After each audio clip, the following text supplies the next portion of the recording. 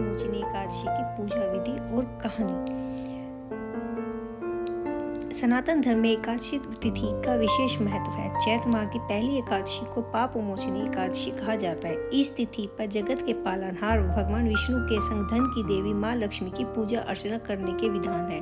साथ ही जीवन में सुख शांति प्राप्त करने के लिए यह व्रत किया जाता है। साधक में पाप मोचनी एकादशी के व्रत को पूर्ण फल प्राप्त कथा का पाठ करने से मिलता है।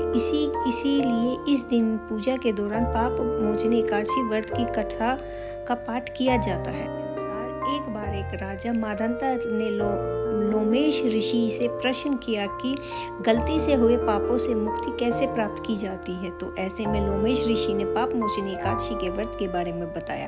कथा के अनुसार एक बार च्यवन ऋषि के पुत्र मेधावी वन में तपस्या कर रहे थे। तभी वहां पर एक अप्सरा आई जिसका नाम मंजू घोषा था। उसकी नजर मेधावी पर पड़ी और वह उसे देखकर मोहित हो गई।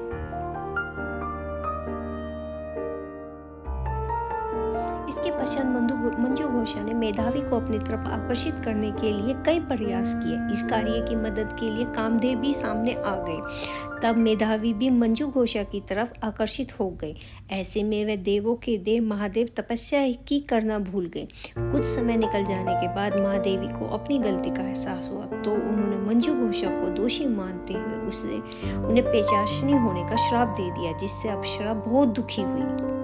अप्सरा ने मेधावी से माफी मांगी और इस बात को सुनकर मेधावी ने मंजू घोष को चैत्र माह की पाप मोचनी एकादशी व्रत के बारे में बताया। मेधावी के कहने पर मंजू घोषा ने विधि पूर्वक पाप मोचनी एकादशी का व्रत किया। व्रत के पुण्य प्रभाव से अप्सरा को सभी पापों से छुटकारा मिल गया। एक एकादशी व्रत के प्रभाव से मंजू घोषा दोबारा से अप्सरा बन गई और स्वर्ग में वापस चली गई। मंजू घोषा के बाद मेधावी ने पाप मोचनी एकादशी का व्रत किया और अपने पापों को दूर किया। जो भी एकादशी व्रत करता है उसके सभी पाप दूर हो जाते हैं। जो कोई भी विधि पूर्वक पाप मोचनी एकादशी की व्रत और कथा पढ़ता है और विष्णु भगवान और माँ लक्ष्मी की पूजा करता है वो सभी पापों से मुक्त हो जाता है। बोलो विष्णु भगवान और माता लक्ष्मी की सदा ही जय हो। जय माता की जय, विष्णु भगवान की।